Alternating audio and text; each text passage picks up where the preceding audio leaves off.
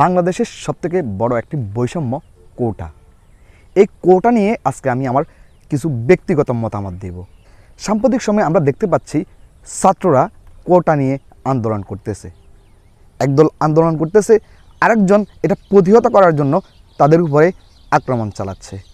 যারা প্রতিহত করতেছে আমি তাদের উদ্দেশ্যে দুইটা প্রশ্ন রেখে যেতে চাই। প্রথম প্রশ্নটা হচ্ছে যে আপনারা কোন বুঝে এই কোটা বিরোধী আন্দোলন যেটা করতেছে তাদের উপরে হামলা চালাচ্ছেন? এটা কি তাদের ব্যক্তিগত কোনো আন্দোলন করতেছে? আমি তো মনে করি না। এটা আমার ব্যক্তিগত মতামত দিচ্ছি। আমার কাছে মনে হয় যে এই কোটা আন্দোলনটা ব্যক্তিগত আন্দোলন নয়, এটা একটা রাষ্ট্রীয় আন্দোলন। আপনি একবার চিন্তা করে দেখেন তো, আপনি টাকা পয়সা খরচ করে জ্ঞান অর্জন করেছেন, আপনার পরিবার আপনাকে পড়ালেখা করাতে কত টাকা খরচ করেছে।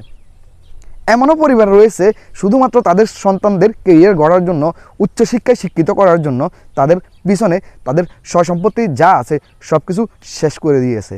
সে বড় হবে, একটা সরকারি চাকরি পাবে, ভালো একটা বেতনে চাকরি করতে পারবে, ভালো একটা সরকারি পজিশনে চাকরি করতে পারবে, এই আশায় তার সন্তানদেরকে পড়ালেখা করাচ্ছে। তার এক জীবনের সঞ্চয়, ইনকাম সবই শেষ।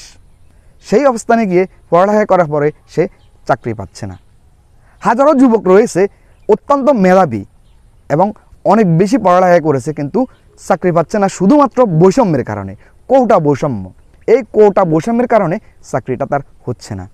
গতকালকে একটা গান আমি শুনতে পেয়েছি, যেটা কোটা আন্দোলনকারীরা, যারা কোটা বিরোধী আন্দোলন করতেছে, তারা গেয়েছিল যে একই তো কোটার বাস, তার উপরে প্রশ্ন ফাঁস।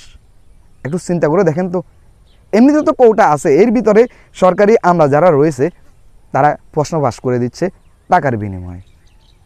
তো আপনারা আপনাদের সন্তান বা আপনারা অভিভাবকের অবস্থান থেকে যদি আপনি বলেন, তাহলে আমি বলবো আপনার সন্তানরা এত কষ্ট করেই তাদেরকে পড়ালেখা করাইছেন, তারা কি করতেছে? চাকরি পাচ্ছে না, আপনার কাছে অবহেলিত হচ্ছে, সমাজের কাছে অবহেলিত হচ্ছে, আরেকজনের তিরস্কার করতেছে যে এত পড়ালেখা করে কি করতেছে, কোনো চাকরি তো পাচ্ছে না। তখন সেই স্টুডেন্টের কাছে, সেই মানুষটার কাছে কেমন লাগে যে আমি এত পড়ালেখা করলাম, আমার পিছনে এত টাকা আমার পরিবার খরচ করলো, বিনিময়ে আমি আমার পরিবারকে কি দিতে পারতেছি? একবার চিন্তা করে দেখেন। আজকে যারা আন্দোলনকারীদের উপরে হামলা চালাচ্ছেন নির্বিচারে, একদল আন্দোলন করতেছে, আরেক দল এটা প্রতিহত করতেছে। কি জন্য? যারা প্রতিহত করতেছেন আজকে, তারাও একসময় এই আন্দোলনের ব্যাপারে সচেতন হবেন। তবে সেটা হারানোর পরে, যখন আপনার সন্তানরা, আপনার প্রতিবেশীরা, আপনার আত্মীয় স্বজনরা দেখা গেছে একটা সরকারি চাকরির জন্য অ্যাপ্লাই করেছে, শুধুমাত্র কোটার কারণে সে চান্স পায়নি, তার যোগ্যতা থাকা অবস্থায়ও সে কোনোভাবে সুযোগ পায়নি। যোগ্যতার কথা বলতে গেলে আরও কিছু কথা বলতে হয়। বর্তমানে আমরা যা দেখতে পাচ্ছি যে অযোগ্য ব্যক্তিগণ বিভিন্ন স্থানে বসে আছে, যার জন্য দেশের আজকে এই অবস্থা। আপনি একটা জিনিস চিন্তা করে দেখেন, যোগ্য ব্যক্তিরা যদি চান্স না পায়, অযোগ্য ব্যক্তিরা যেখানে সেখানে বসে দেশের ক্ষমতার অপব্যবহার করবে এবং দেশটা এভাবে ধ্বংস হয়ে যাবে। তাই আমি বলবো, আপনারা এই যে কোটা আন্দোলনটা ব্যক্তিগতভাবে দেখবেন না, এটা রাষ্ট্রীয় একটা ব্যাপার হিসেবে দেখবেন। অভিভাবকদেরকে বলবো, কোটা আন্দোলনকারীদের উপর হামলা করতেছে বা তাদের বিপক্ষে যাচ্ছে, তাদের উপর আক্রমণ করতেছে, হত্যা করতেছে, তাদেরকে বুঝান, আপনার সন্তানদেরকে বুঝান, আপনার আত্মীয় স্বজনকে বুঝান যে এই বৈষম্যটা আর কতদিন চলবে, কেন তোমরা তাদের উপরে হামলা করতেছো? আমার কাছে তো মনে হয় যে এরা ইচ্ছাকৃতভাবে শুধুমাত্র এক প্যাকেট বিরিয়ানি এবং 500-1000 টাকা নেশার জন্য টাকা জোগাড় করতে গিয়ে এই যে ভালো ছাত্রছাত্রীদের উপরে হামলা করতেছে। এই বৈষম্য আর কতকাল চলতে দেওয়া যায়? একটা স্টুডেন্ট তার জীবনের অর্ধেক সময় শেষ করে ফেলে শুধুমাত্র তার শিক্ষা জীবনটা শেষ করার জন্য, ভালো অধ্যায় করতে গিয়ে তার জীবনের অর্ধেক বয়স শেষ। অথচ কিন্তু দিন শেষে কি হয়? বৈষম্যের জালে আটকা পড়ে যায়, সে ভালো একটা চাকরি করতে পারে না, যেখানে যায় সেখানে বৈষম্য দেখিয়ে, কোটা দেখিয়ে তাকে রিজেক্ট করা হয়। তার যোগ্যতা থাকা অবস্থায়ও সে ভালো একটা পজিশনে যেতে পারে না।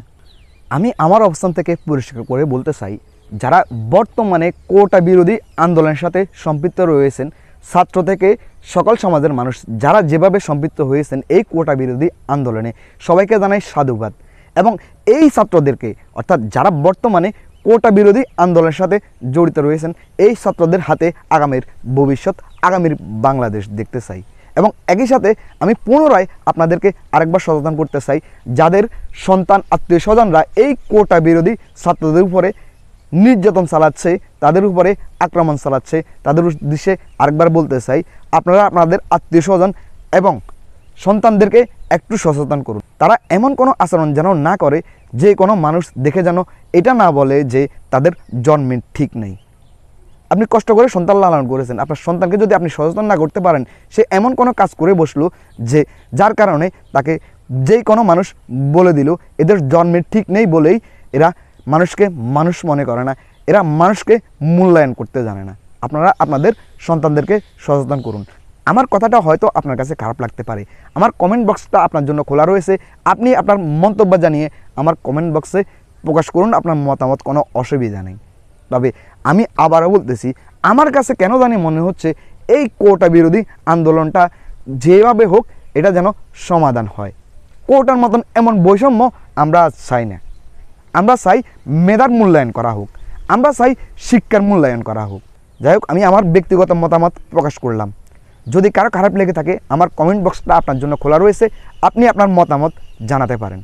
ভুল বলে থাকলে ক্ষমা করবেন, আর যদি সঠিক বলে থাকি অবশ্যই আপনারা কোটা আন্দোলনে যারা জড়িত রয়েছে, যারা সম্পৃক্ত রয়েছে তাদেরকে সাপোর্ট করবেন।